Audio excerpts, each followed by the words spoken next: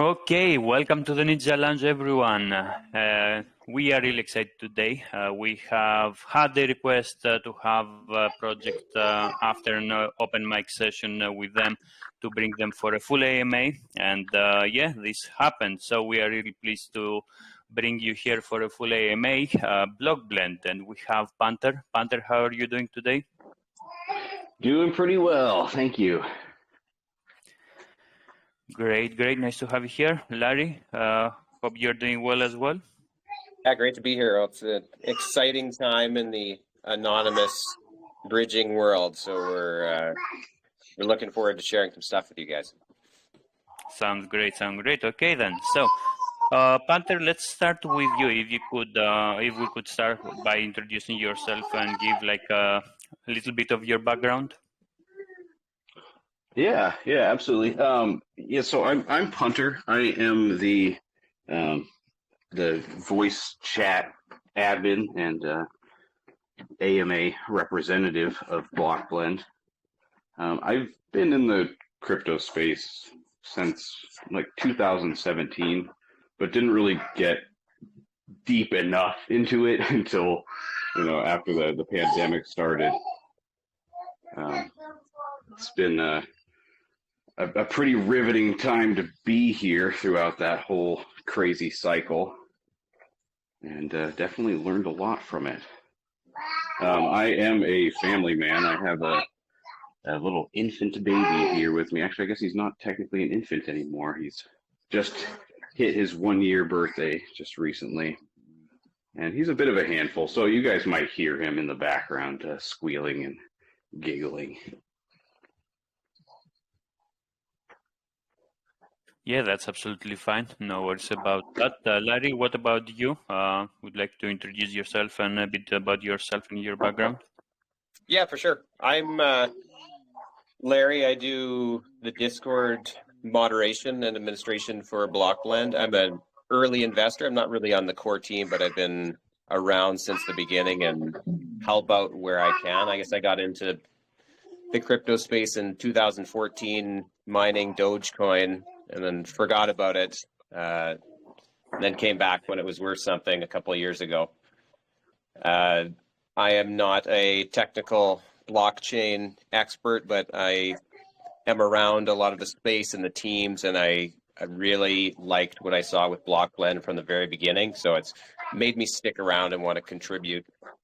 And it's been exciting so far, but there's some real interesting stuff coming up that we'll be able to talk about here.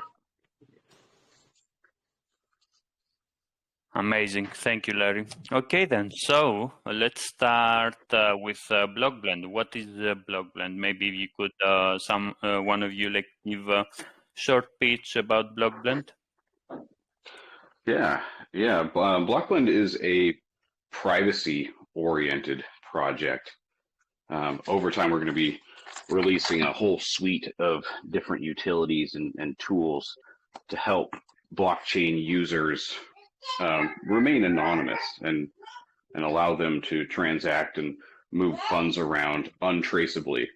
As we all know, the blockchain is a public ledger, and so any movement of funds can be sort of sleuthed out through the likes of BSC scan and Etherscan et al.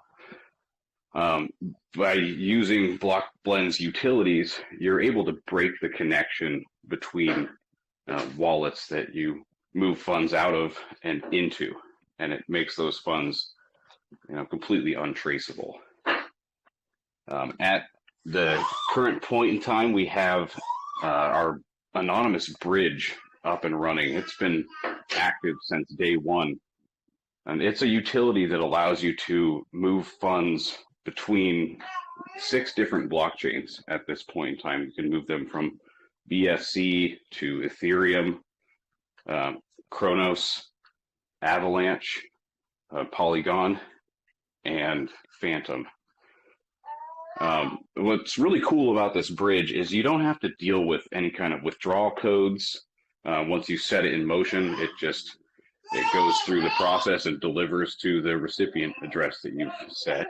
And you don't have to deal with wrapped tokens. Just native coins exchanged for native coins.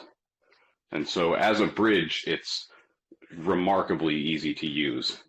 And then having that extra feature of, allowing you to anonymize your transactions and sort of break the link between your wallets, or break the link, between wherever you had your KYC'd on-ramp into your private undoxed wallets.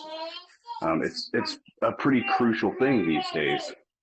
And the privacy narrative is definitely gaining a lot of steam. And so this is a pretty pivotal project at this point in time. Okay, so before we deep dive into the utilities and the bridge, etc., and how it does work, so what was the main problem that BlockBlend saw out there, and the team decided to form, this project and try to solve that problem? So what was it? What is the main problem that BlockBlend is solving? Well, the biggest problem is, just like I said, that you can trace funds as they move. Anybody can sort of sleuth out where funds have moved.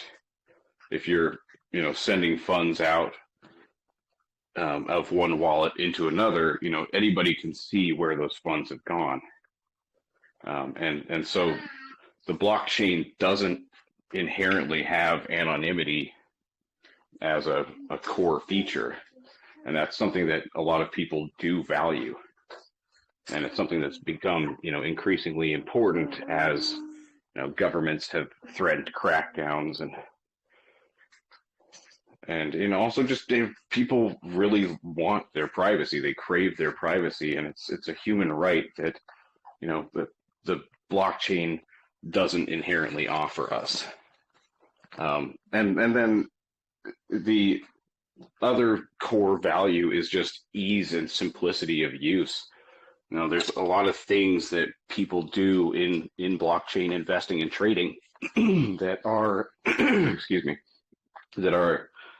just tedious. Bridging has long been one of those things that, people have 100 different ways of doing it, but it's never a smooth process. BlockBlend wanted to, increase the ease of that. Yes, definitely. I mean, the bridging aspect of it has been a pain, especially when it comes to all the new users into the crypto space. A lot of delays. Most of the times they don't go through, and it is really hard to deal with them. So, how does BlockBlend made it easier? How does it work? Why is it easier compared to other bridges? Oh, absolutely. Excellent question. BlockBlend's system, it's based on a massive, ever-shifting network of wallets that when you fire up a BlockBlend relay, you're essentially telling the system, hey, I have this token or this coin, and I want to exchange it for this coin, and I want the recipient address to be this address. There's other settings. You can put in a time delay if you'd like, just to make it even more difficult for anybody to trace it down. Once you kick it off, there's a couple different ways you can do it. There's a wallet connect option where they'll just take the funds right out of the wallet and on that timeline, send it to where it needs to go. Or you can use the utility without connecting your wallet, in which case it'll just give you an address to send the funds to. You want to make sure that you send it within the timeline that it gives you, and send between the minimum and maximum amounts. And once that wallet receives the X amount that you've sent, it'll start the process and then deliver it out to the recipient address that you've selected on the network that you've chosen. The interesting from thing a totally different wallet, and there's no traceable connection between the two. The input and output wallets are always totally isolated from each other without any transaction history that can tie the two together.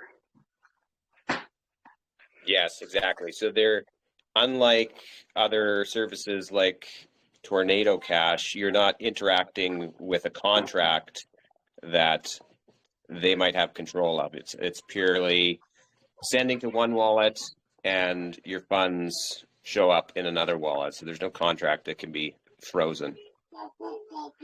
And it's totally non-custodial. Once you start the process, it's just going to move through the entire process automatically. It's an automated system. It doesn't require you to connect with the receiving wallet, the recipient wallet, and tell it to do anything, input a code or anything like that. It just it'll just automatically spit it out to the wallet that you've selected, on the timeline that you've designated.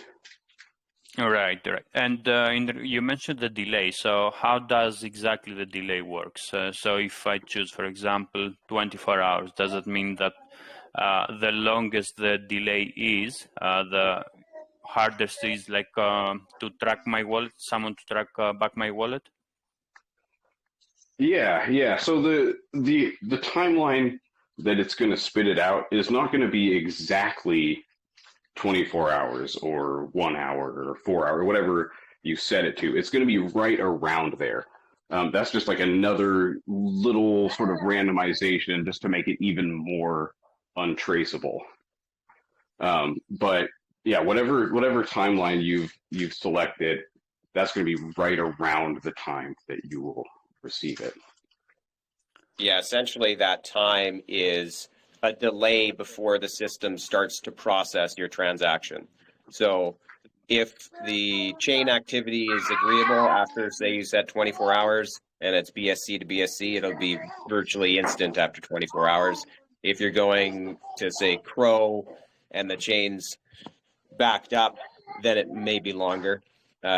Setting a longer delay will, of course, give you more anonymity because nobody can then scan the blockchain and see $1,000 disappearing here, and then 3 seconds later it appears in another wallet. It just makes it a lot harder for anybody to get a handle on that. It's already difficult enough. The wallets that you would be sending your tokens out to, or your coins out to, and the wallet that you would be receiving the coins from are not identifiable as being BlockBlend wallets, the way that, say, with some of our competitors, you would send your coins to the contract, and then you would receive them from the contract. And on both ends of that transaction, somebody could look at Etherscan or BSC scan and see that, okay, we don't know what the connection is between these wallets, like where this came from, where this went, but we do know that it went through this utility.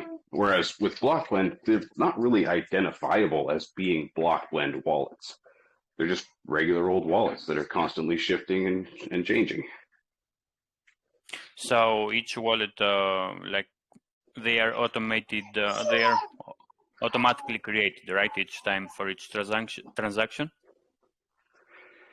Yeah, so it's a sort of a constantly shifting network of wallets. So new wallets are getting added in all the time. Old wallets will be retired out. And so it is very unlikely that you would see the same wallet twice in your interactions with BlockBlend. And I mean, if there is the concern that one might end up interacting with the same wallet in the network twice, say you're going to be using quite a bit in a short period of time, there is the option to use like a secret passphrase or a secret code of your own designation. And that'll just tell the system like, hey, make sure that anytime whoever uses this secret phrase, i.e. me, anytime I use the system, don't let me interact with the same wallets twice. Just give me a new, a fresh wallet each time. Okay, and does this mean is there any difference on the fees or something like that, or they do remain the same? Yeah, the fees do remain the same. That's just a kind of a courtesy service that is offered for people who want, those extra levels of protection, privacy protection. Okay. And okay, let's say that I want to use a bridge. I will choose 24 hours, and I will bridge BSC to Ethereum. What about the exchange rate? So because it's the time frame, it's 24 hours. So the exchange rate will be based on once I confirm the transaction, or it will be once it will be completed. For example, because that exchange rate in a 24-hour period, it might change, right? It might go 20% down or whatever. So when is that exchange rate being locked? Yeah, the exchange rate is locked in. I believe that the exchange rate is locked in at the time that the transaction actually gets finalized. So at the point in time where the system is getting ready to spit out to the recipient address. Okay, so I imagine, yeah, the same applies for the fees as well. Once the transaction has gone through and completed. Yeah. I mean, as far as gas fees, is that what you're asking about? Yeah, I mean, with say like Ethereum, you can never really know what the gas fees are going to be that far out. Even from 1 minute to the next on Ethereum, it can be pretty wild swings. So the fees are, there's a 1% fee to use the bridge, and then of course whatever the gas fees are. And on most of the chains, it's negligible, but certainly on the Ethereum chain, you never know. Right. Yes, of course. And you currently are supporting Ethereum, BNB, AVAX, Crow, Phantom, Polygon. And do you plan to add any other chains, or how does it work? Is it like voted from the community? Is it voted from the team if you're about to add a new chain? Yeah. I mean, since the project launched, we initially launched with just 4 chains supported. And since that time, we've added both the Cronos chain and Phantom. And those were just kind of by demand from the community. There was enough of a demand for it. And so it was kind of put to a vote. It wasn't done like a DAO. So BlockBlend's project token isn't like a governance token. It was really just kind of an informal vote, sort of getting a feel for the crowd and what the people wanted. But yeah, over time, it is our intention to add more chains. Ultimately, we'd like to serve as many chains as possible, just to increase the ease with which people can transact on the blockchain. And as different chains flare up in popularity, we'll want to be able to serve those people that are trying to get their funds back and forth. All right. And so in regards, I can see personal privacy is utmost concern in today's digital economy. So how secure can you say is BlockBlend, and what it does to be a full secure place for investors to do their transactions, especially when it comes to sending their funds to another wallet, which it will apply as an intermediary wallet. So what are the security aspects of it over there? Well, so there's sort of 2 different things that we can look at. Being non-custodial and having all of the funds within the network sort of spread out across this network of thousands of different wallets. As far as any chance of the network getting exploited, it's really pretty impossible for me to think of a way that somebody could take advantage of the system wholesale. And then as far as for the users and the level of privacy and anonymity that they're insured to receive, the system is ridiculously secure as far as being untraceable, especially if you use longer time delays. It works in a way where it would be difficult to imagine anybody, even the highest profile blockchain analytics companies, being able to track down even just a routine transaction through the system, because there's no records kept. There's no way that it can really be determined even which wallets are BlockBlend wallets. And so I don't think that there's really anything, especially on these really long time delays. It just doesn't seem to me that even Chainalysis would be able to figure out where that BNB came from, where it went. All right. And in the meantime, because I want to make it more interactive with the community, I see we have some really good questions on the main chat. So I see Rob's one has been answered from Larry, so I'm not sure, Rob, if you have anything additional on that. And I can see from Godfrey, he said, like, how does BlockBlend deal with securely interacting with any personal wallet information on its bridge when it's connected? Once the crypto leaves wallet and it does go to unknown wallet, what data, if any, is stored about the wallet that initially interacts with the bridge? That's a really good question. Yeah, absolutely. So no data is stored. The system that is entirely automated, and when you use it, it does give you a recovery key. That's oh gosh, I want to say it's like 72 characters or something like that. And it's an encrypted key that is basically like a string that could be reverse engineered to tell us where it went and what the different settings were. But that is not actually provided to us. That's given only to the user at the point that they use it. We have a disclaimer on the site that says, please save this key, because without it, nobody can figure out what happened with the transaction. But if you have that key, it could be like that key is the mechanism in action. So all of the details of what the wallets were, and how much, and the delay, and all of that. But as far as the data saving, none of it is saved by us. It's entirely up to the user if they want to save that key.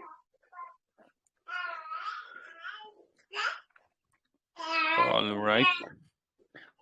Godfrey, I'm not sure if this covered your question. In the meantime, yeah, I hope that answered it. Yeah, I definitely don't want to leave any questions unanswered. So if that doesn't quite cover it, feel free to rephrase the question. Yeah, we have plenty of time here. We'll definitely go in deep. Okay, so I can see next up we have farm. So farming is live. So Yes. maybe you can talk a bit about it and what makes it different. I mean, do you have anything unique that you offer compared to other farming projects? Well, I'd say that the biggest selling point to the BBL token farming is that it's a sustainable DeFi project where the farming yields are driven by the profits from the utility.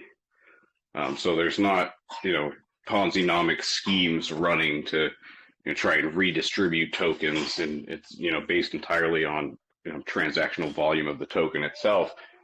This is a profit sharing mechanism that's fed by the utility usage.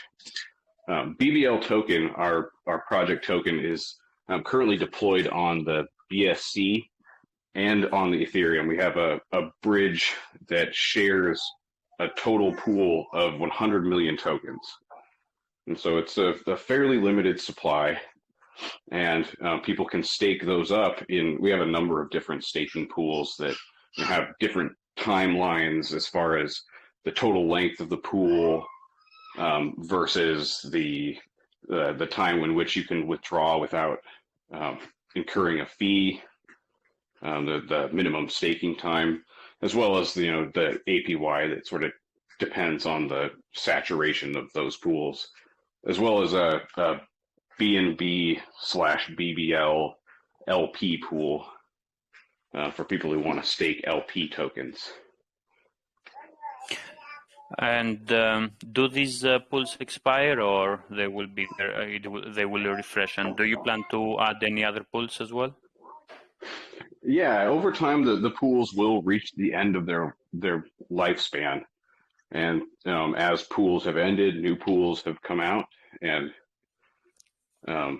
the current pools that are in existence, they have quite a bit of life left in them. The most recent pool that was added is a 1 year long pool that's still in its early days. So there's definitely plenty of lifetime left in these pools.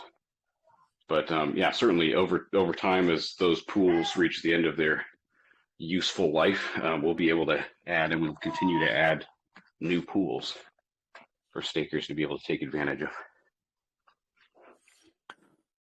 Nice, nice. Yeah, and I can see like many tokens have been already locked into the pools.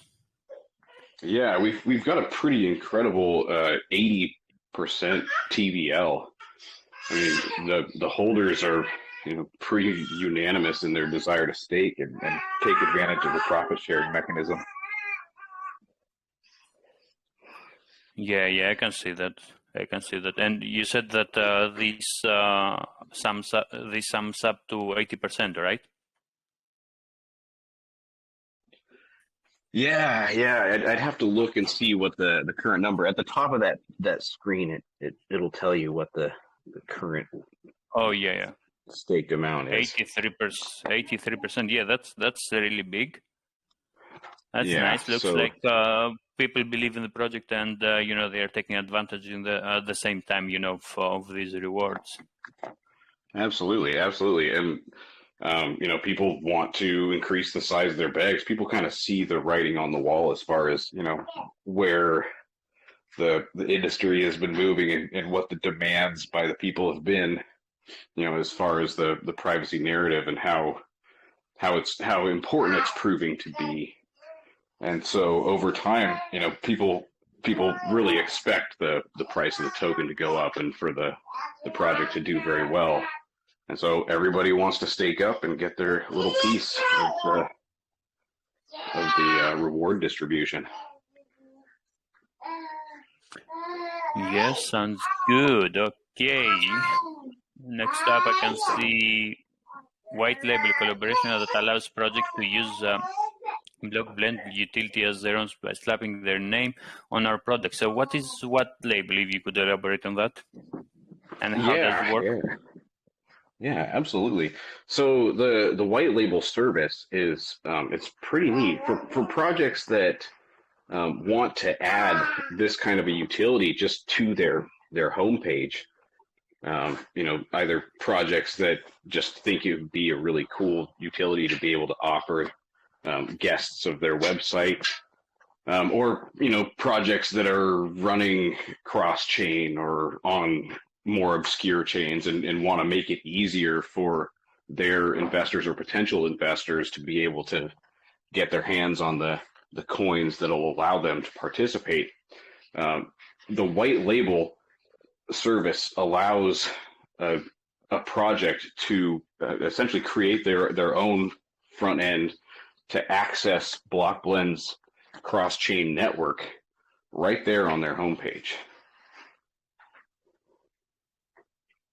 Okay, sounds good. And what are the fees that you take? Is it the same like for them using it in your D app, or do you provide more like fees over there? And where are these fees going to? Yeah, there is the incentive for other projects to sign on for the white label service. The fees are, the same to use it, but the white label partner will take a portion of the fee, just for, as a sort of a finder's fee for that particular customer. So 30% of the fees will go to the project owner that's hosting the white label, and they can do with that whatever they'd like. If they want to distribute that to their holders, if they want to stick that in their LP, if they want to throw it in their marketing budget, it's entirely up to that project's manager what they're going to do with their white label profits. And in regards of the fees that BlockBlend makes from the revenue that makes from the fees, where are these fees going? Is it going back to rewards, back to the farms, to the farming pools, or somewhere else? Yeah. So 50% of the fees are going right back into the farming pools, and then the other 50% is basically going to the project so that we can fill out the marketing budget. As as the market kicks off, we're really going to want to be able to hit the marketing hard. We're also just stashing a lot of that to build up liquidity pools for new chains as we want to add them. When we want to add a new chain, we have to basically preload the mixer network with all of the coins necessary to start handling transactional volume. And so we're building those buckets up to be able to stick more chains on the network over time. Okay. Yeah, I mean, it's good to distribute some of them back to the community and in rewards. So, it's giving back for their support and all that. And when it comes to has been the commitment. I'm sorry, go ahead. Oh yeah, no, it's a good amount. It's a good amount, and as long as you keep growing and growing, this will become even bigger. So I guess if that remains 50%, there will be like a lot of profits, a lot of revenue to be shared among your holders. Yeah, absolutely. And over time, we have nothing but an expectation for the amount of usage to continue to grow.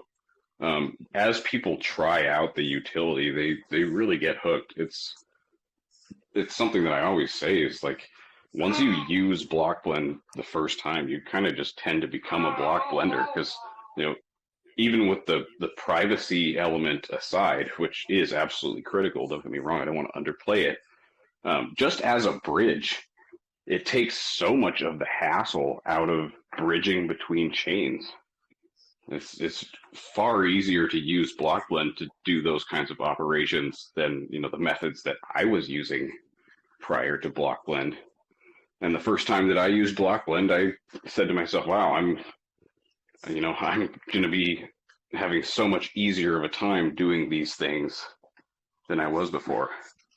I mean, there were times when I just skipped out on projects that looked interesting to me just because it's on a chain that I don't care to figure out how to bridge over to, much to my regret.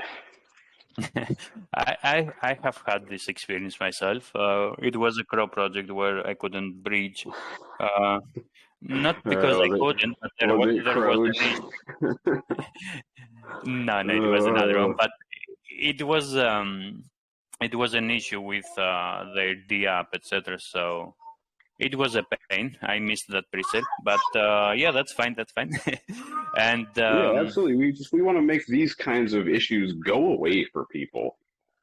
And as a BlockBlend user, I don't have to worry about that kind of stuff anymore. It's like, as long as anything is on any of the supported chains, I already know how to get there. And for dirt cheap, the bridging fee being 1% plus whatever gas, that's far cheaper than anything else that I've found. I mean, heck, just for the convenience of it, I used to just send everything back to a central exchange and just convert it there. Just say like, all right, I know that the fees are more expensive doing it this way, but it's there's something of value in ease of use. You know, and so Right. BlockBlend has absolutely hit it with the ease of use aspect, and the value is there. It's just super cheap. Yeah, I agree. And JB already used the bridge. She said like it was nice, smooth, easy, fast. So I haven't yet myself, but you know, JB is saying that. I know that that's how it is and should be. But Yeah, yeah, absolutely. I recommend you get in there and try it out sometime, even if it's just a small amount in between wallets that are, potentially even already tracked to each other, just to get a feel for it, just to try it out and see how it works, and add that utility, that tool to your repertoire, so that you don't feel like you're excluded from different projects, even subconsciously, because it's on a chain that you don't have funds on. Like, that issue is just kind of erased by being familiar with BlockBlend. how easy is for BlockBlend and especially when for your team to add new chains? Is there any issues that you could say they face or they have to deal with, or is just a straightforward process for them to add? Well, our lead developer, Creative Cosmic, is something of a blockchain wizard. The two chains that he has added were super fast to add, and so it doesn't seem to me like it's a large amount of difficulty. I'm no programmer myself, so I can't really speak to the technicals of it, but these EVM chains, or EVM compatible chains, he's been able to add at least the two that have been added very quickly after the community reached its consensus. It's just a matter of having the funding available and having the desire. That's the key. The key is funding for the liquidity pools. It takes Cosmic maybe 4 hours to add a new chain. So yeah, that's then the main challenge for him is the funding. Once that is available, then you can go for it. Yeah, absolutely. Okay, next up, escrow service. I've seen this. I've seen the escrow service within in some other projects as well. So I can see that is this under development? Is it ready? What's the progress of it? So the escrow service is still in development. It's something that's further down the roadmap, but it is something that we're very excited for. Escrow services are incredibly useful. Escrow service is basically like an over-the-counter type of service where two parties can use an intermediary to hold the funds for release to the other party based on conditional elements. So a job that's performed, or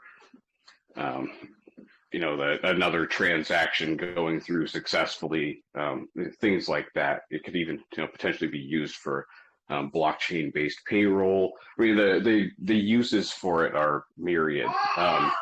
Some of those services do exist on the blockchain, but BlockBlend will be able to leverage its anonymous cross-chain network to distribute those funds, to pay out those funds, or to receive funds in a way that can protect the privacy of those two parties, even from each other.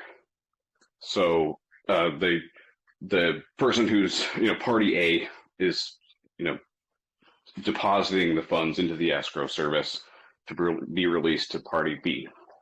They might choose to deposit BNB, say, and have their wallet address concealed. And then party B, once the conditions are met, party B is able to withdraw the funds.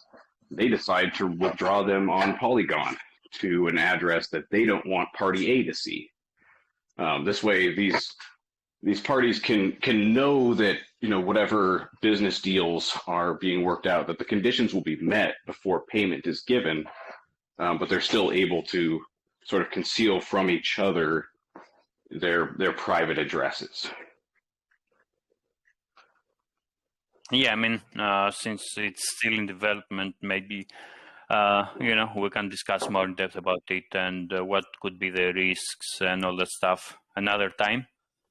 Yeah, absolutely. Yeah, it'll have its day in the sun. The uses are absolutely myriad. We're constantly thinking of potential new uses for it, but it's like I said, it's something that's further down the development timeline.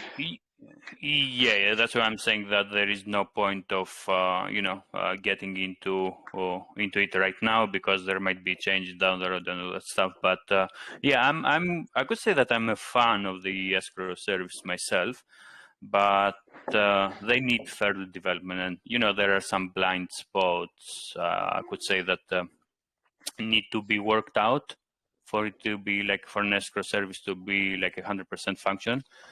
But yeah.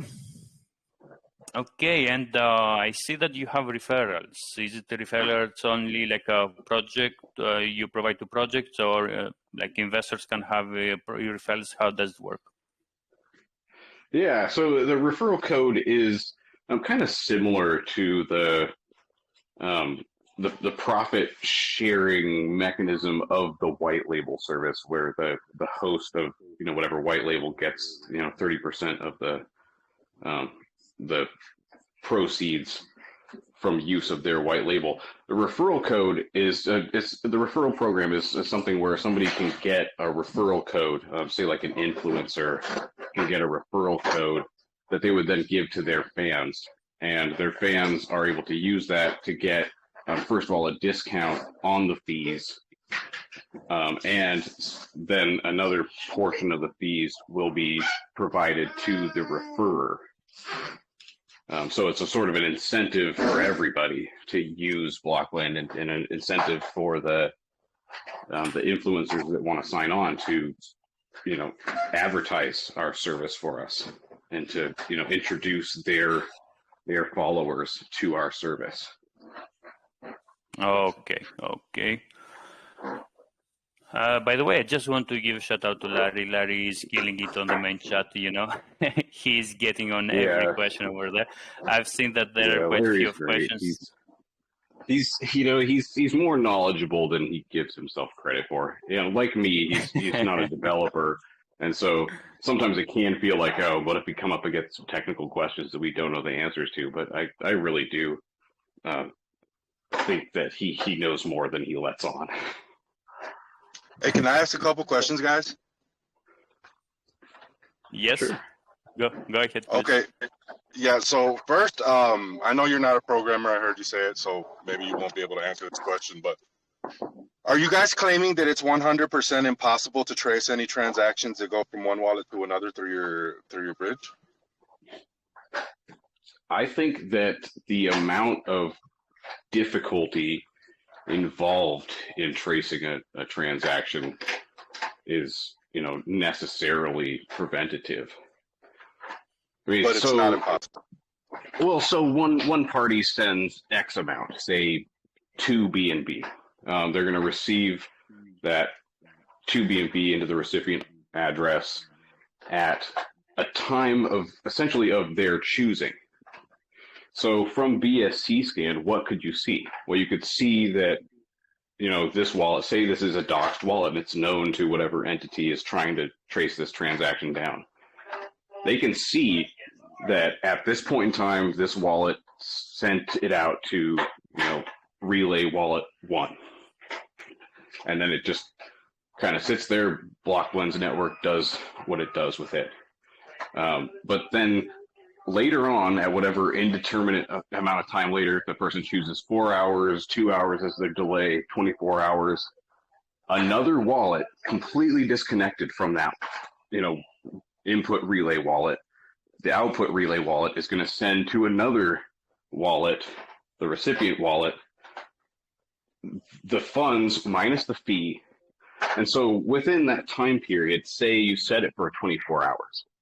How many other transactions on the blockchain, or potentially on any of the chains that BlockBlend supports, are going to total to a value near enough to BNB that, you know, this particular transaction could be any of these transactions. There could be, you know, thousands, tens of thousands of blockchain transactions that, you know, are right in that neighborhood of 2 BNB. This is why we say the longer the time delay, the more, you know, obscure the transaction's going to be. But even on the shortest timeline, you know, a transaction like a single BNB, there's going to be so many people sending a single BNB around that, you know, it'd be, you know, nigh impossible for any kind of a blockchain analytic to look at that and say, like, this is absolutely certainly the transaction where it output, because there's no identifier on the output wallet either. You know, you'd just be kind of taking a shot in the dark if you're trying to track it down. So it depends also on volume then, correct? Like, if only one person is using it, then only one transaction is going through. Or is there transactions happening there even if people aren't using the bridge? Yeah, I mean, so the bridge does move funds around between the wallets within the bridge just to sort of continuously tumble the funds. But like I said before, like these BlockBlend bridging wallets aren't like denominated as such on BSC scan. They just look like any other. Right, but if somebody had wallet. if somebody had the proper tools and the proper understanding of the blockchain, they would be able to figure it out depending on how much volume is there potentially, right? So it's not 100% impossible, but it's almost impossible is what you're saying. I'd say that it's, you know, it's a rounding error away from 100% impossible. Got it. Okay. So my next question is then, what are you guys doing to prevent scammers from taking advantage of it? Because one thing about the blockchain that makes it as secure as it is that it's not anonymous, that people can track things, and it's harder for people to get away with stuff. So this seems like a scammer's tool to immediately be able to rug pull a token and then send it to another wallet without being traced, right? So what are you guys doing to prevent scammers from taking advantage and exploiting this? Yeah, that's a great question. BlockBlend has always been oriented towards retail traders and investors. One of the biggest things that's going to prevent a lot of those kinds of scammers, hackers, and exploiters from using the system is just the limits on the volume that one can transact at a time. There is a hard limit of 50 BNB through the system at a time. Now, people could potentially use it for those kinds of nefarious activities, and obviously we don't encourage that.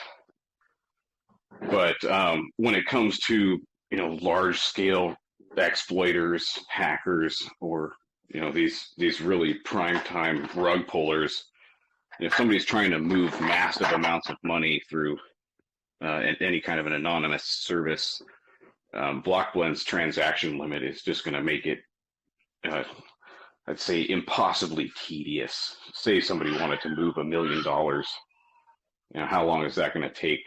$20,000 at a time. But I mean, it's $1 million, so it's worth it, right? It's worth the time. Yeah, but I mean, there's competitor services out there that those people would rather step to than going through the tedium of using our service. Okay, but you don't really have any methods then to stop scammers from taking advantage of your platform. Yeah, I mean, we have been in discussions about ways in which we could potentially implement some kind of protections like that. I mean, oftentimes when a big rug happens, you know, the community around that, you know, promising seeming project will kind of rally together and try and do what they can to try and stop those funds from moving. They'll track them themselves. And so we've been in discussions as a team about ways that we might be able to implement some kind of a reporting and blacklisting feature. This is something that we're actively looking into.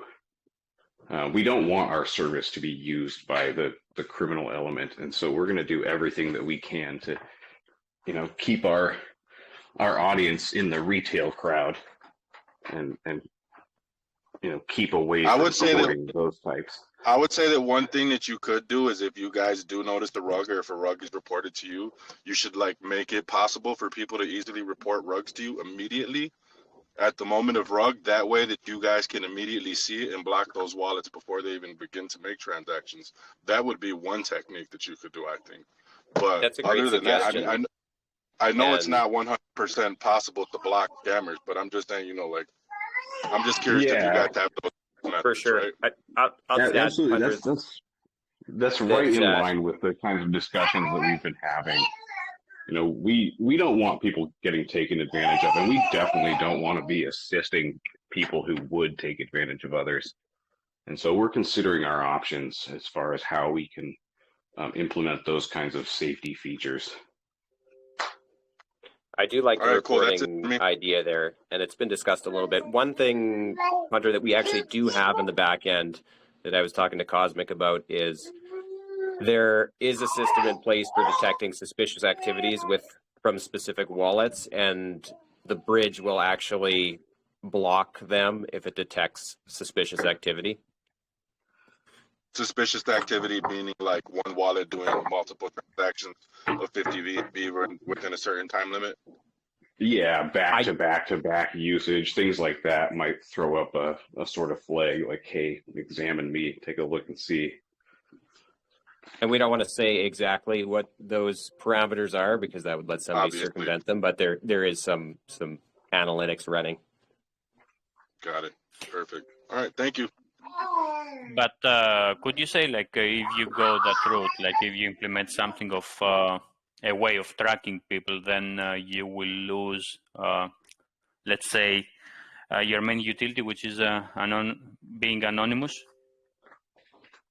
I get. I get Glut's point. I get Glut's point. Yeah. I'm with him. Yeah, we want to prevent scammers, but project-wise, do you think like this might affect you as a project?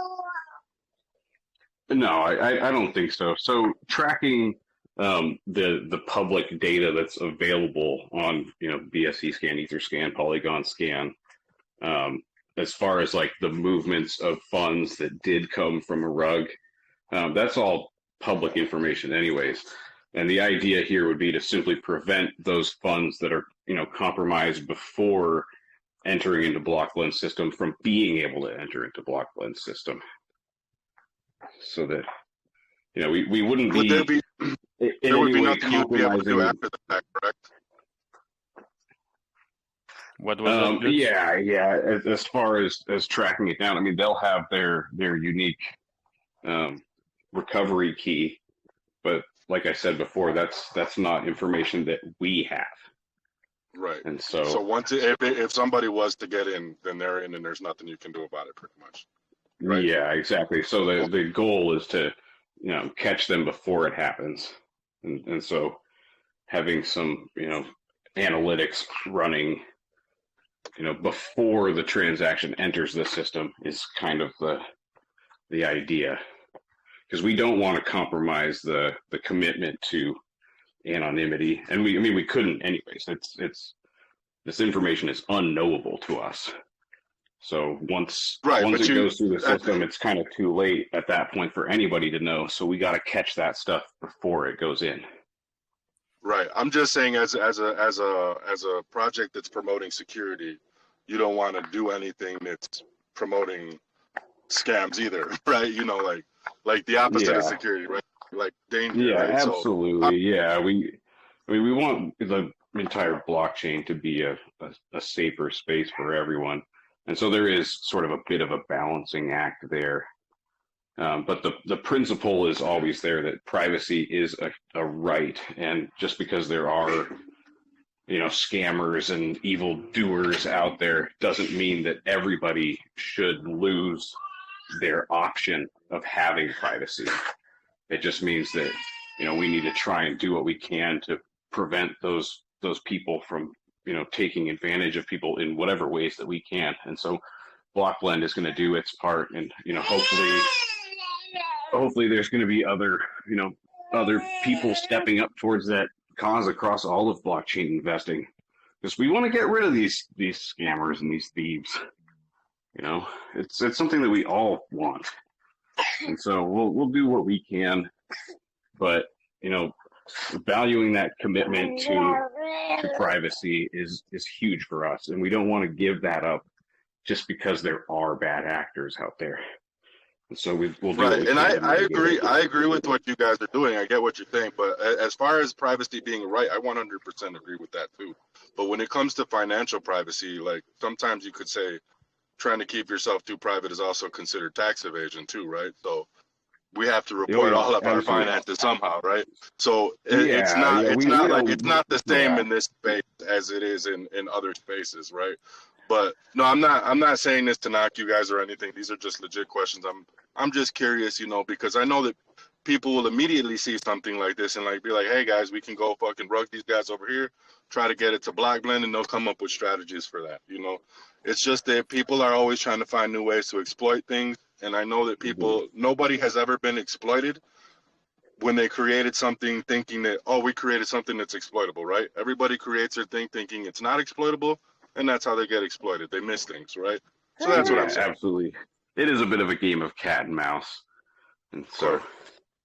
But yeah, that's it for me, though. Thank you for answering the question. Oh yeah, that's a good absolutely. point. It was a great question, man. It really is, you know, something that's forefront on our minds. You know, we don't want to run afoul of, you know, the narrative against, you know, some of our competitors right now are in a bit of hot water, and you know, we don't want to run into that same, you know, sorts of issues that they have. And so from the beginning, that's something that, you know, we've been keeping in mind, is that we want to be focused on the retail crowd, and we don't want to cater to the bad actors. That's a good point that Glutus brought up there, and it was one of my next questions when it comes like people avoiding using your services to avoid to like getting taxed. What if this gets like a common thing? More people start doing it, and you get targeted by the countries, like, you know, for example, from SEC or something like that. You know, for people avoiding paying the taxes. Because imagine, like, if more and more people using it for this purpose, the money that a country will lose from these taxes it's huge. Yeah, and we would never encourage people using our system to try and dodge taxes. You know, when a blockchain investor does say strike it rich, you know, and they make an investment that ends up paying quite well for them. When it comes time for them to off ramp, you know, presumably they're going to do it through some kind of a service that's then going to, you know, report it, and that person's going to do the right thing and pay the taxes on their unreasonable gains. You know, people should do the right thing anyway. Really, to be able to pull it out exactly like you're saying, man. There's no, you can't just, you can make the money, but then you're going to have to report it when you take it out. And to take it out, you're going to go back and do a KYC. Because the wallet's anonymous for the trading. It doesn't mean it's anonymous when you go to off-ramp. Yeah, exactly. There are ways around it, of course, to withdraw from other services instead of your accounts, so that you will do KYC. But anyway, that's another topic. That's another topic. But the main point, like, you know, if you have, if your team have thought about being targeted by, you know, the countries, by the governments. Just to go back one here, I really like the rug pull report idea, and I just was messaging in the background with Cosmic, the developer, and he said actually immediately after the Tornado Cash incident, he started to develop a rug report integration. So that's already happening. Excellent. Yeah, I had heard some buzzing around about that, but I didn't want to make any official announcements until that's a little bit more confirmed. But yeah, if Cosmic's working on that, that's great. He's a lightning quick developer too, so who knows how soon we might see that in place. All right then. Looks like we went through it, and I saw a question from Godfrey, which is, does BlockBlend run or build its own servers? How secure are the server hosts that run the bridge and swap? That is, unfortunately, that's a question that I'm not really qualified to answer. They are remotely located, is all we can say. Yeah, I've had no look under the hood as far as all that goes, and so yeah, I know that they're secure, and I know that we're in good hands. But yeah, I don't have any insight to give you, and I would hesitate to spill the beans on any of our inner workings, anyways, if I did know. But suffice it to say that they're secure.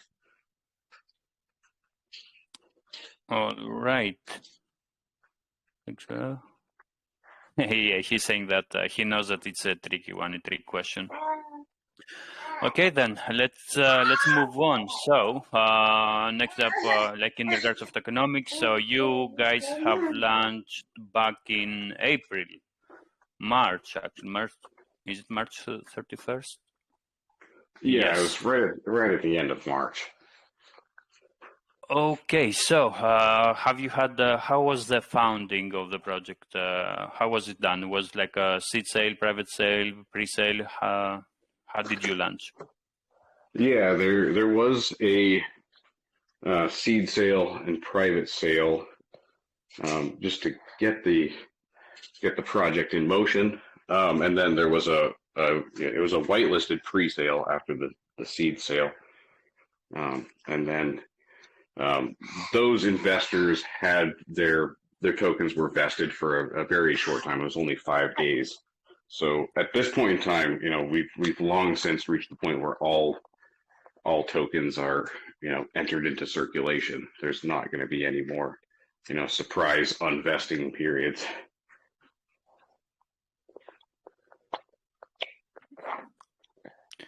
Okay, so there is no more vesting, like everything is done.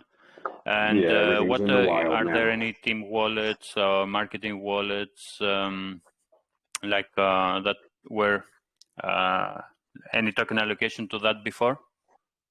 What are the token distribution?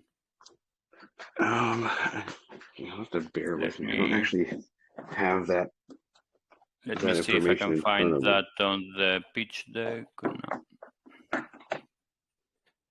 Yeah, there were some tokens that were pre-set aside to sort of pre-stock the farming pools, the initial farming pools, that that way we could get people excited about farming before the utility had reached a level of adoption where it was going to be self-sustaining.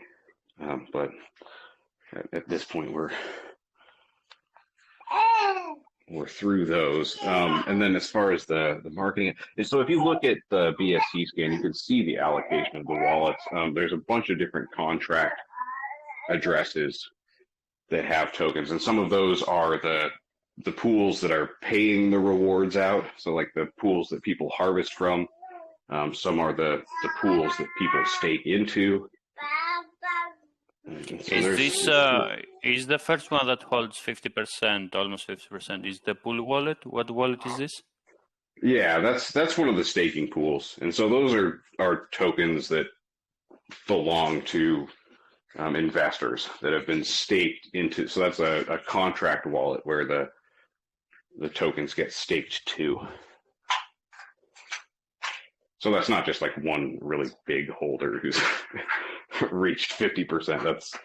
That's the staking pool. That's one of our staking pools. Yeah, I can't imagine how it could have been like if there was one big holder. That could have been scary. And absolutely. In regards of tokenomics, so you have 2% marketing, 1% development, liquidity pool 1%, and farming pool 1%. And 3, 2, 1. Okay, nice 3% on liquidity. It looks good. With how much did you started with liquidity? I mean, what percentage on TG? How much was the liquidity put? is a question that I am not really prepared to field. I know that our starting market cap was somewhere around 600K, something along those lines. I mean, right out of the gate, we shot up to, like 1.7 million. So that was kind of like the entry price that people were able to make. But as far as like the liquidity pool thickness at that point in time, unfortunately, I'm not prepared with that information. No, that's absolutely fine. Yeah, I mean, it doesn't really matter now. I can see that the proportion at current state, it's nice and healthy. It's nice and thick at this point. So I think that we're feeling pretty strong at this level. And you have also bridged on ETH, right? Yeah. So we have our own bridge on the BlockBlend.io site, where it's called the BBL bridge, where people can bridge their tokens back and forth between the Ethereum side and the BSC side. And so the 100 million token supply is always going to exist on the BSC side. But when people bridge over to the Ethereum side, they essentially lock those tokens up in one of the contracts. And again, not sure which one it is. But those tokens get locked up, taken out of supply. And then over on the Ethereum side, tokens are minted and then burned as they're moved back, so that in circulation between both sides, there's always 100 million tokens. And so the amount on the Ethereum side is kind of plastic. But on the BSC side, you have that sort of a locker as the mechanism by which the bridging is done.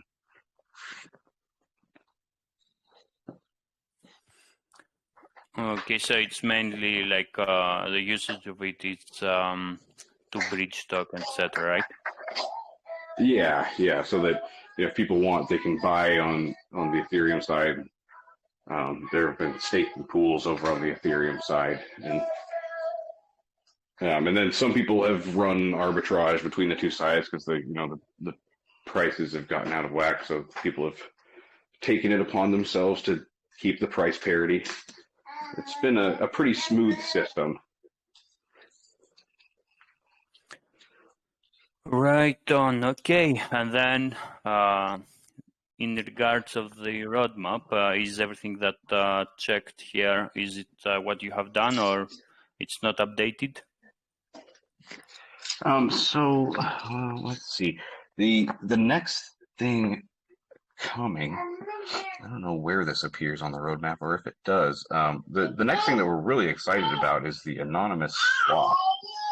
And that's going to be sort of a DEX, a chain agnostic DEX that's going to leverage the BlockBlend network to make trades cross chain and be able to deliver them anonymously.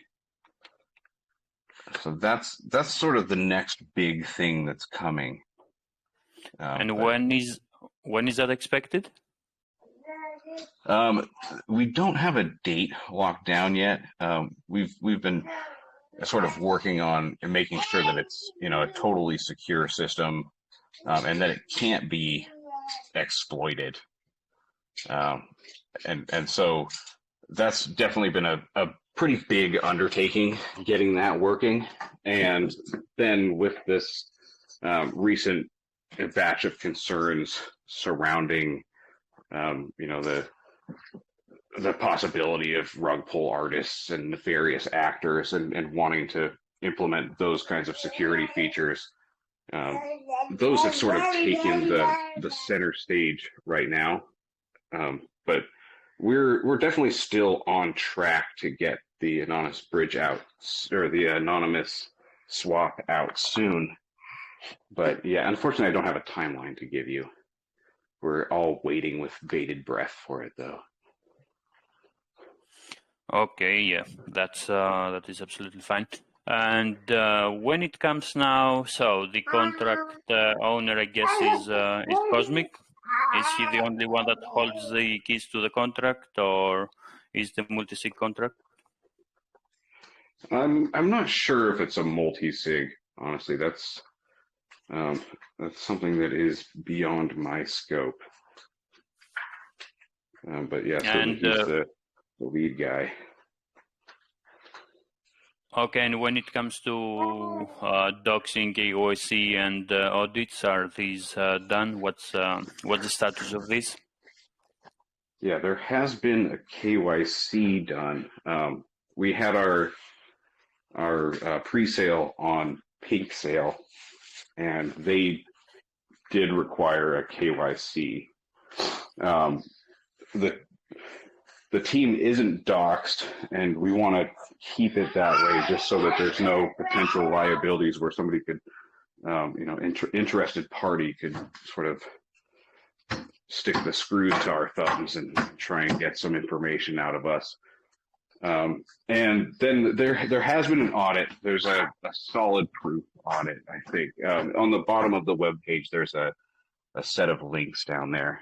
One of them will take you to the audit, or it's solid group.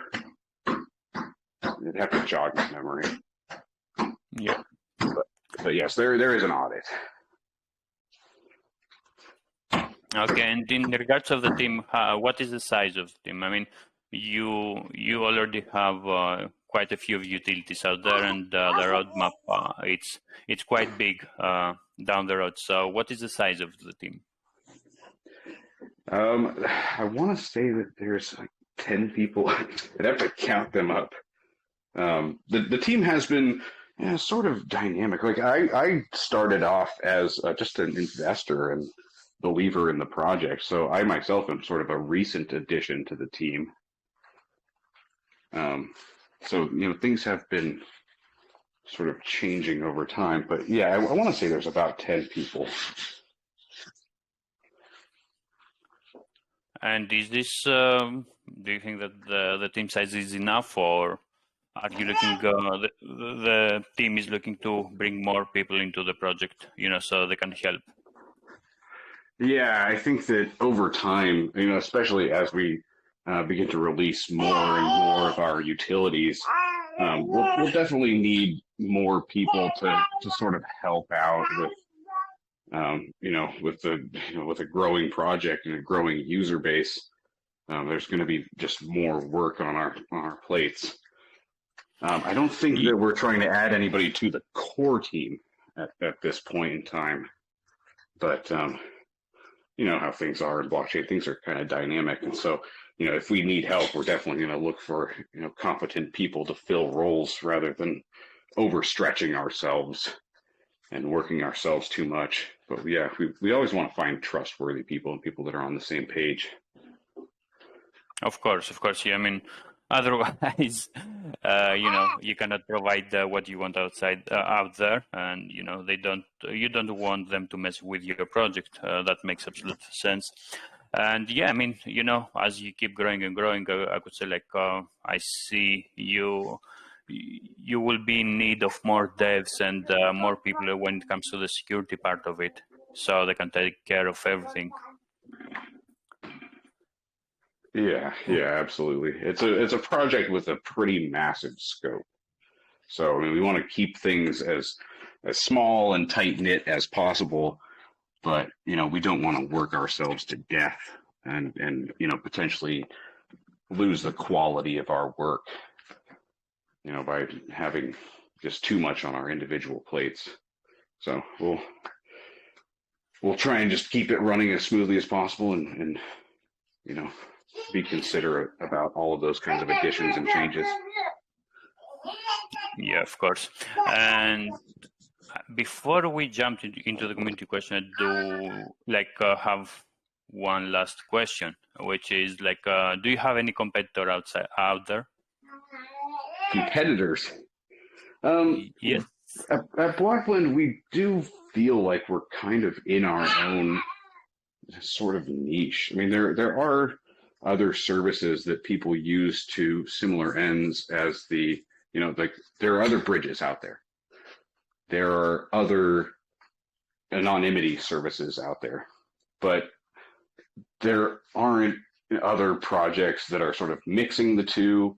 And then, we have so much else on the roadmap that, in a few months' time, once we have another utility out, another utility or two, it'll be really tough to look out and say like, hey, we have a competitor here. I mean, maybe we'll have individual services that could compete with individual services of ours, but we're kind of in a league of our own.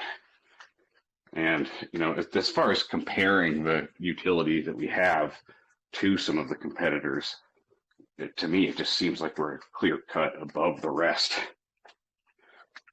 And yeah, I mean, we all know that there have been some news for a sort of kind of competitor out there the last few days. And there has been, as well, I noticed a price impact on your chart. So what do you think about that? Do you think that you might sort of get the same issues, or you are not? Because I'm trying not to mention any names, but I'm pretty sure that we all know. So how are you different from them when it comes to the, bridging anonymously? This particular project that you're alluding to ran into some hot water because of some transactions that had come from North Korean government related entity, a hacker group that has government ties and is a sanctioned group. This competitor had allegedly moved something like $450 million for this group. The Lazarus Group is their name. That is a massive volume. This particular competitor has the kind of liquidity and funding at their disposal to be able to move those kinds of quantities. And this competitor has been in hot water before for other similar allegations. Obviously, we don't want to cater to those kinds of groups, massive criminal cartels, massive scammers and exploiters and hackers that have pulled millions out of A-tier projects. And this competitor has had, time and time again, those sort of news stories popping up about them. This time, it seems like they might have gone just a wisp too far as allegedly helping launder money for basically an enemy of the Western world. And so this story is still kind of developing. We don't really know where the fallout is going to land for them, but we are dedicated to offering this privacy and anonymity to the retail traders. And if an entity like that, like say this competitor goes the way of the dodo, we're not really here to cater to them anyways. Moving that kind of money is something that we will not allow them to do with any sort of ease. Going back to what I was saying before, we can move 50 BNB at a time. Moving $450 million, 20 BNB at a time, that's not something that somebody's going to be able to do through BlockBlend's system easily and without being noticed and, running afoul of our detection systems. And does the team have any plans on opening like the same service to corporation as well, to big or big investors, actually big whales out there, or it's going to be always like maximum 50 BNB like transaction? It's possible at some point in the future, like once we've established these kinds of safety systems and we know that they work well, that maybe we could increase the maximums to say 100 BNB. We don't ever really see ourselves putting ourselves in the position of moving millions of dollars at a time, especially not in like single transactions, just because that does open the door to these kinds of compromise. Doing something like that, like allowing entities to transact that amount, like sure, there's a lot of money in it, but it's dirty money and it is a huge liability to the investors. And so better safe than sorry, and let those bad actors, move on to another competitor. We don't want them looking at us. And so we don't want to give them the ease of use that would attract them to us. Good. Yeah, makes sense. I mean, it's kind of a risky play over there because if you incorporate that, if you introduce that for the big whales, for the big investors, for the companies, etc., then you might attract this kind of activity as well, like this competitor is having now. I mean, they might be under their knowledge, we don't know that, but you might not even know unless you have a really good tracking system that we were talking before, where you can somehow be ahead and avoid and blacklist and not allow them to breach. Yeah, absolutely. I mean, there's always going to be something of a balancing act in all of that. I mean, being able to move 50 BNB at a time, that is a lot of money to a lot of people. I mean, I've never had need to move that quantity of money at one time. But, some people do. And, maybe to a lot of us, we'd look at those people and say that those are whales. But, when it comes to like corporate entities or, non-governmental organizations, some parties do transact millions at a time or even billions at a time on the blockchain. And, those are kind of the true whales. And, we're just not really prepared to court them. That's a whole different ball game. And the risks associated with playing in that league are just beyond us at this point in time. And we really don't have any plans in the future to be able to court those kinds of players because the risks associated with it are just enormous. Yeah. I mean, it always depends what are the company's plans, like the team's plans, but you see there are examples out there that, they don't end up doing well in the end. And it's not like, the team might do something sketchy, but it's the whole blockchain thing. Yeah, I mean, just the focus on sort of long-term survivability as a goal is very important to all projects on the blockchain, but especially to us and at this pivotal point in time where we're trying to stand up and protect a fundamental human right. And so that's a huge responsibility onto us. So we are going to tread as carefully as we can. And, if that means giving up some opportunities to, work with some of these massive corporate entities, so be it. Survivability is of utmost importance to us. And so because we just want to be here for people. And we don't want to compromise that. Yeah, I do agree. Definitely. Okay, then. Yeah. Myself, I'm kind of, I'm done with my questions and I would love to move into community questions. I know we already have answered a few of them, but we'll check if there are any questions that we haven't covered, we haven't gone through. In the meantime, Panther, do you want to add something that maybe we missed, we didn't mention before we move into the community questions? Just to beckon everybody to try out BlockBlend.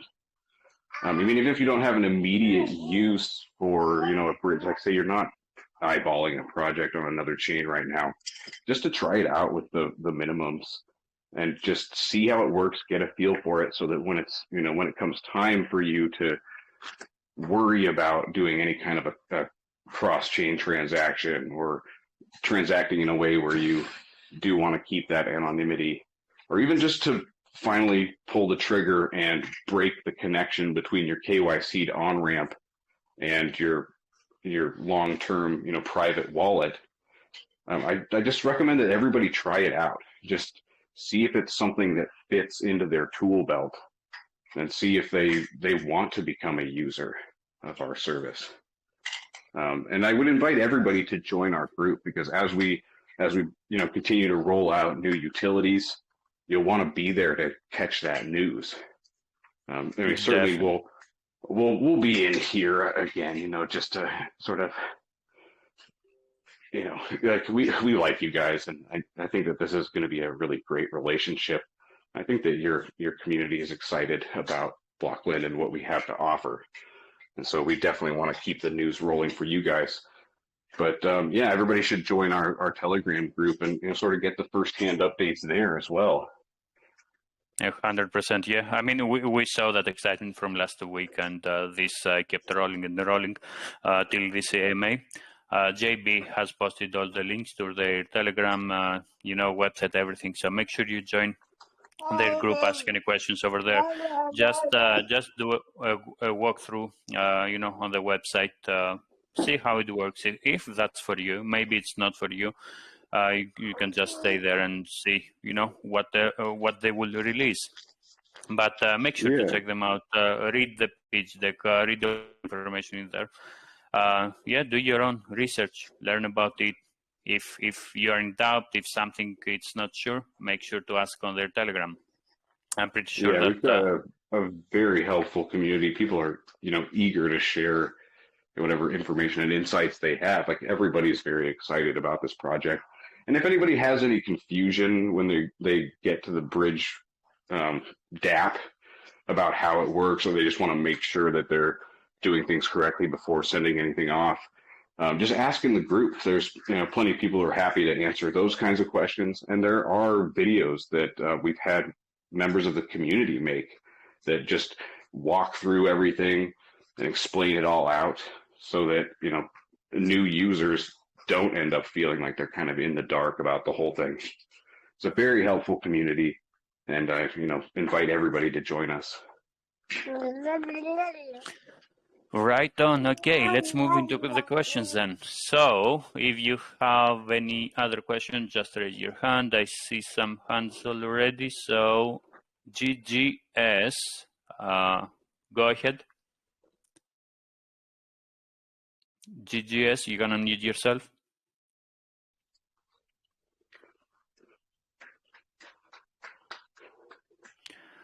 Okay, let's move up to Joshua. Joshua, you can unmute yourself. Yeah, hope I'm audible. Yeah, go ahead. Yeah, thanks for the great opportunity, actually. I've been listening to you guys' presentation. Really interested. So moving on to my big first question, so one away from most of the time. So just wanna know, apart from buyback, taxi, and most most projects normally use as their backup plan. Do you guys have a treasury that you guys got from to research this project in terms of stability? And do you mind to share with us money for the annual funding length? You get the question? I'm not sure I did get the question. Did you get that? It was a little bit difficult for me to make out. I did. So just it sounded like a question about buybacks. Was that the? Yeah, I think I got the buyback. But yeah, just if you could type your question in the main chat, and I will read it for you. I appreciate it. Yes, please. Looks like your reception is not good over there. Yeah, I wasn't sure if it was just my earpiece. Okay, so yeah, Joseph, please type your question, and in the meantime, if anyone else has any other question, any concerns, something that we didn't cover, please feel free, raise your hand. We have Panther here. He likes to talk, so go ahead, guys. It's your time, it's your opportunity. In the meantime, Panther, do you do like within the community, like a sort of AMA or event where you kind of educate your community when it comes to even your utilities, the utilities that you have released, or to the security aspect of it? Yeah, so I am, like I said before, I'm kind of new to this role. I'm still kind of trying to find my footing. I do want to start getting the voice chat over there open more, just to be able to sort of connect with the community via voice, and answer any questions as they come up, and just have a place where we can kind of hang out. It's definitely a desire of mine. I'd like to get more resources as far as like write-ups and videos and things like that to help new users out and sort of prime people on why they might want to use our utility. Yeah, it's good and keeps the community engaged at the same time. You can, I don't have a regular better. schedule at this point in time as far as getting the voice chat open, but that's something I do want to work out, because I love connecting with the community over there. It's really a lot of like-minded individuals, and we just have a lot of fun. So yeah, community engagement, and especially like having the voice chats open and where everybody can just come in and hang out from time to time, ask questions. They also can talk with the developers, which makes them feel more secure about their funds. Even though, for hundreds of years we invested in stocks and you never got the CEO on the phone. But now that's kind of become an expected and a norm. And also the community is going to be and is and should be your biggest marketing tool as well. Because they're using it, they're telling their friends. So if you're engaging with them more, you're finding out things they're excited about, or even just other things they're maybe looking into on the blockchain, might be things that you guys can integrate yourselves and keep in your developing ecosystem, Yeah, absolutely. I appreciate that affirmation that I'm kind of on the right train of thought as far as that. There'll be times you'll open a voice chat and you will sit there by yourself. And there'll be times you'll open it and like you'll start talking. One person will come in, you'll start chit chatting, and next thing you know, you got 15 people in your community in there. So yeah, it's definitely worth your time and investment. And like I said, those times when nobody's there, it's still open. Investors that look back in the Telegram are like, oh, the voice chat was open. And you can still do whatever else you're doing because there's nobody there at that point. So it's a win-win, really.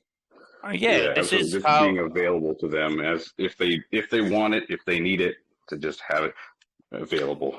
That's definitely a great point. Not necessarily scheduling every day at this time, because you got people all around the world too. So like when you wake up, you got time at 3 o'clock your time.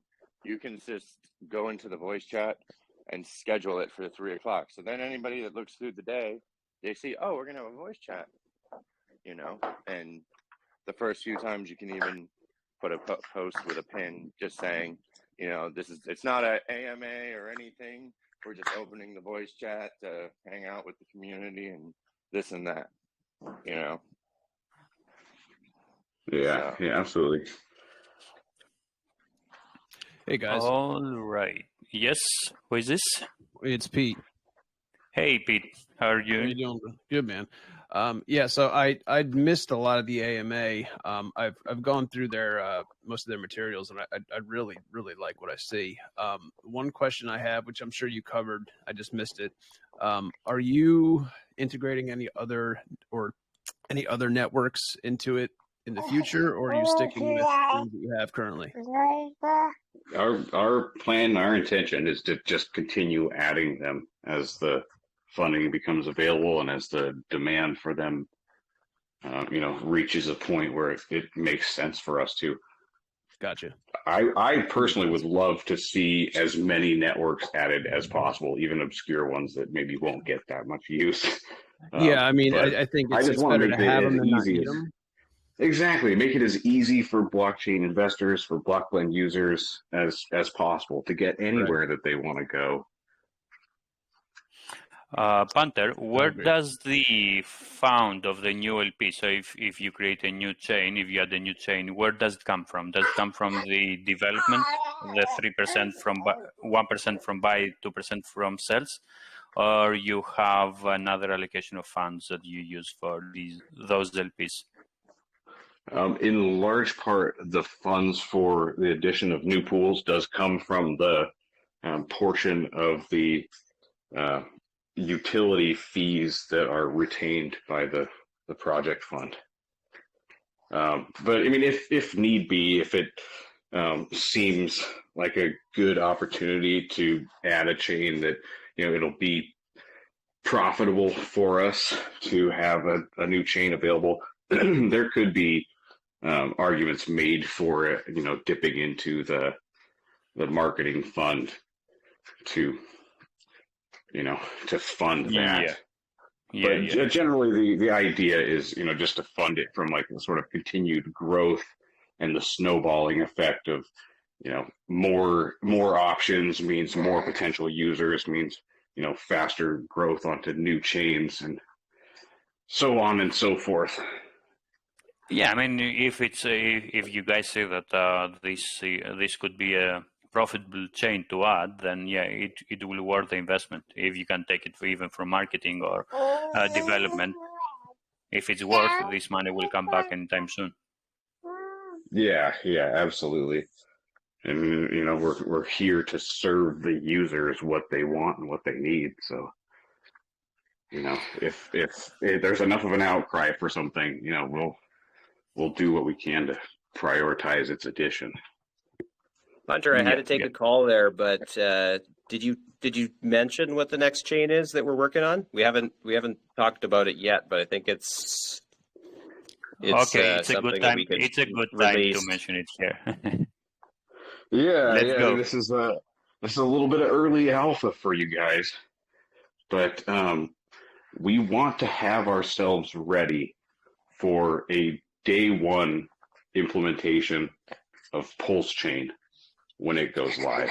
Dude, that was in my mind when I asked you about that. There's going to be a lot of people really scrambling, asking like, how can I buy Pulse? How can I bridge over to Pulse? And, you know, we want to be an option for people to do that safely and securely and easily. And, you know, we know that even a lot of the investors in our community are, you know, really excited for Pulse Chain to come out. And so we want to be able to serve them. We want to be able to help people. And certainly there's going to be a lot of transactional volume, you know, right off the bat. So we want to get our piece of that as well, because that might assist us in adding some other favored chains in short order. It just seems like a great opportunity, and, you know, we're a great project to offer that functionality to people. I think that the timing is really good over here, because the pool chain, and I've seen more and more projects starting to come out of it. I've come across, like in the last week with you know, 3 projects that they are launching over there. So I think that the timing it's really good on here, and I'm pretty sure that your team has done their research, you know, for deciding to be pulse chain to be the next one. Yeah, I mean, absolutely. I mean, so many people are buzzing about it. Oh, sorry, I'm kind of speaking over you. Go ahead. No, what you say is more important than what I say, but I was just saying that two meetings I was in prior today, both times, both in those 2 meetings, Pulse Chain came up. So it's definitely becoming more prevalent, you know? Oh yeah, absolutely. Yeah. The entire blockchain space has been kind of buzzing about it at an increasing pitch. And we don't know when it's coming. It's kind of seems like it's going to drop on us, you know, suddenly at any moment. Maybe there'll be an announcement beforehand. Like we'll see how that all works out. So we just want to have everything in place, ready to just, you know, pull the trigger and you know, flip the switch and just get it live the day of. And so we're going to be setting our sights on that goal, just have everything ready, you know, day one. So when you guys do hear the news, Pulse is live, BlockBlend.io is going to be a place to check and find out how to get over there. and take advantage of the gold rush that's going to be happening there. Oh yeah. I mean, to be honest with you, I can imagine like I can picture it how people will be when it will come like to buy how to buy pulsechain and all that stuff. You know, if they don't know, like for example, BlockBlend and the bridging that you guys will offer. It's so difficult to buy when it comes to the new chains, like where to buy, which is the website, you know, it's not PancakeSwap or it's not CrossSwap or what is it? You will be like spending time on YouTube, Google, on Telegram groups, asking the teams around all that stuff. So it's really cool. It will be quite straightforward, I imagine, as it is right now. So yeah, personally, I'm excited about this one. Looks like the pulse chain is getting really the attention like lately. Yeah, definitely. Yeah, we're excited. But Richard Hart is, you know, the brainchild, or it's his brainchild. He's a bit of a divisive character, but he has a lot of people working towards the goal, and there's a lot of people that really believe in it. And so, you know, regardless of anybody's feelings on him, you know, we want to be able to serve the people what they want. So, Panther, JB is saying that Ninja Lounge should have an Anom Ninja bridge. What do you think about that? Should we create one? A ninja bridge. That would be like a rope.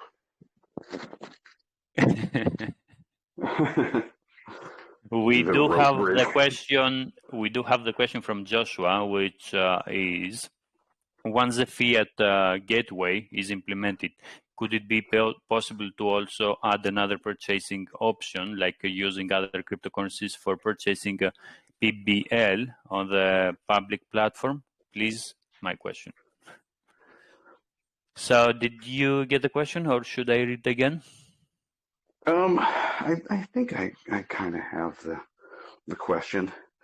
So earlier I was talking about the coming utility, the anonymous swap, and that's going to allow people to buy tokens that are listed on any of the major exchanges on any chain using funds on any other chain into the wallet of their choosing. And so that will allow people, I mean, if people want to just do cross-chain stablecoin swapping, or you know, it'll route the same way. Like on PancakeSwap, you know, you can buy BBL token using, you know, whatever random token that you have. You have Kanishi Inu or whatever. I don't even know if that exists. But say you have some of it and you want to buy BBL.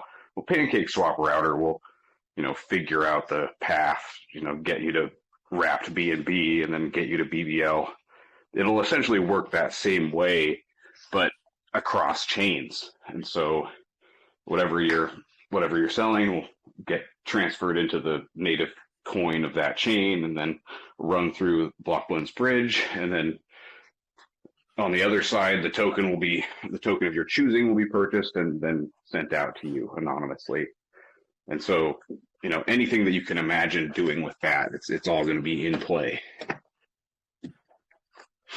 All right. I hope that answers the question. I think he's still unmuted. So just so you're here, so everything covered, or do you have anything else to add?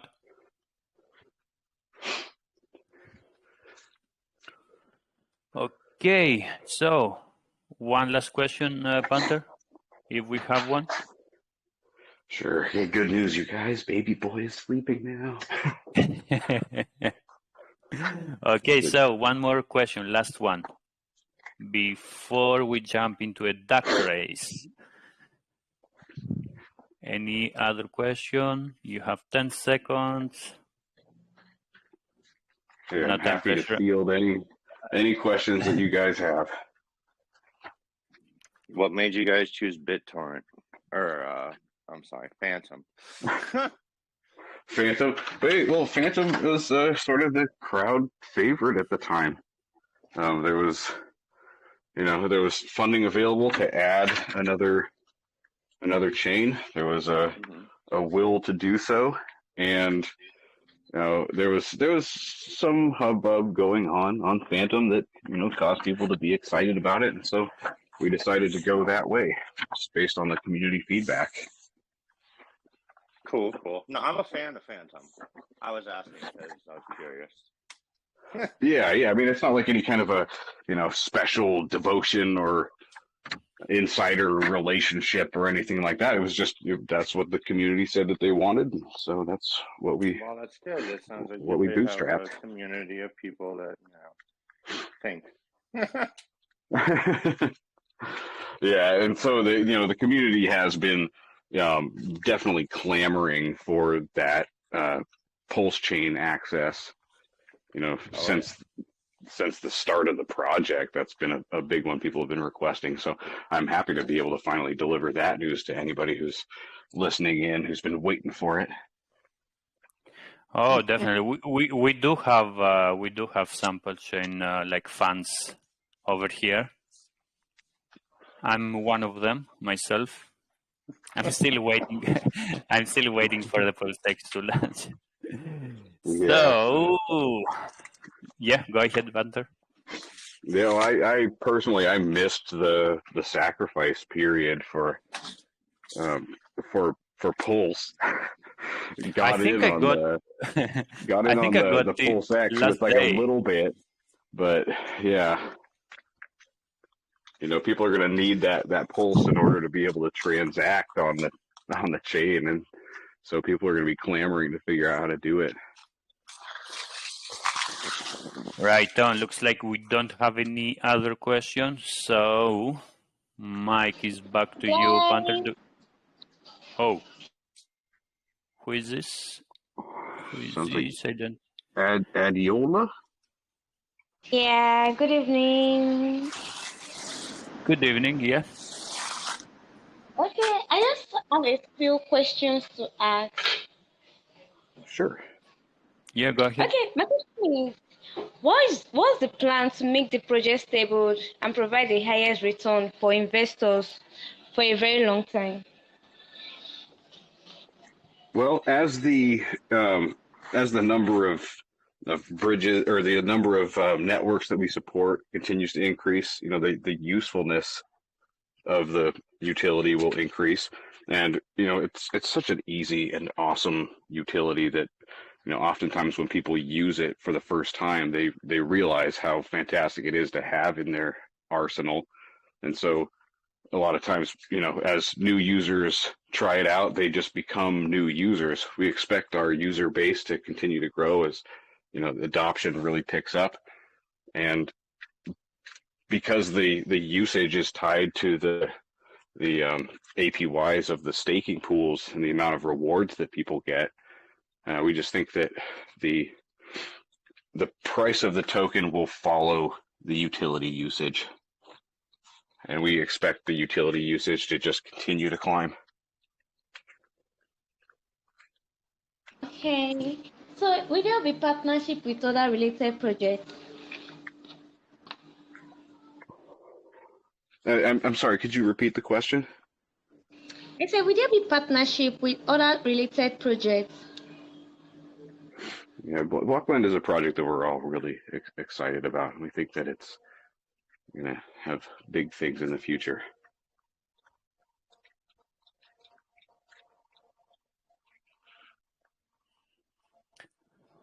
All right, then. Yes, Panther. Mike, back to you then. Let's wrap it up. So, a closing statement from you. What, why in the end, like after this AMA, why people should follow BlockBlend? What are you about to provide to the investors, to the communities, and all that stuff? So, yeah, go ahead. Yeah, absolutely. There's plenty of big things on the horizon as far as the anonymous swap that we covered. We touched briefly on the escrow service, and our pulse chain integration once that's available to us. Certainly, there's big things coming in the future, but even just the utility that's live now, the anonymous bridge, is a really fantastic thing to know about, and I recommend that everybody just give it a try and see if it's the right solution for you. If it's the way that makes bridging easiest. Bridging has always been a hassle, and we aim to make that not only easier, but also allow that anonymity to the people who want it. And so I recommend that everybody just try it out, see if it's right for them, see if it's a good fit. Thank you, Panther. Yeah, once again, thanks everyone for listening. Please check their Telegram, stay up to date, even though, you know, you don't have to jump straight away on the project. Just have a walkthrough, read about what is it, what's all about, you know. Make yourself comfortable with the project and the concept. And as we mentioned, if you have any questions, just go on the main chat on their Telegram. Ask all your questions over there. Feel free. The team is really, you know, happy, glad to help you out. We saw Larry here on the main chat. He was answering all the questions. So imagine what it will happen when you go to their chat with all the team being there and answering the questions. So I would like to thank everyone for coming today and listening to the AMA. Panther, thank you very much for taking the time to come here. It's really important, you know, like to provide security, the security thing and aspect of to the investors when it comes to this space. Sometimes it can be so dangerous, so people need it. It's something that they need. You guys provide it. You have the bridge over there, which makes things like way easier compared to my personal opinion experience that with other bridges that I have used. So once again, thank you very much. I'm not sure if Larry is here. Thank you, Larry. Thank you both for coming to the Ninja Lounge, and stay tuned for the giveaway. Yeah, hey, thanks for having us early. It's been a pleasure speaking with you. And hey, Ariel Z, you got to get in there and try it out yourself and see how awesome it is. I think you'll become a believer in it right off the bat as well. 100%, as somebody who's familiar with the shortcomings of blockchain investing and some of the grievances and hassles dealing with bridges, I think that you'll be impressed. 100%. I mean, I do bridge quite often myself, so I do use bridging, and definitely, you know, I will give it a try for sure. But it didn't happen. I didn't have the time also, you know, during these days. But yeah, looks straightforward. So yeah, for sure. Excellent. Well, it's been a pleasure speaking with you and, you know, speaking in front of your community, and really the reception during the open mic was really flattering, and so I'm happy to present this to all of you guys.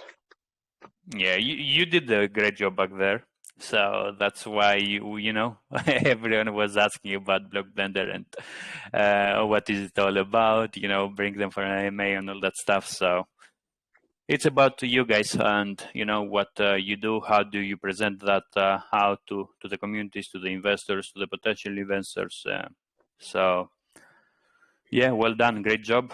Keep the good work up, and yeah, we'll be in touch. All the updates, please feel free to forward them to us, and we'll make sure to post them in the community. Absolutely. Thank you very much, you guys.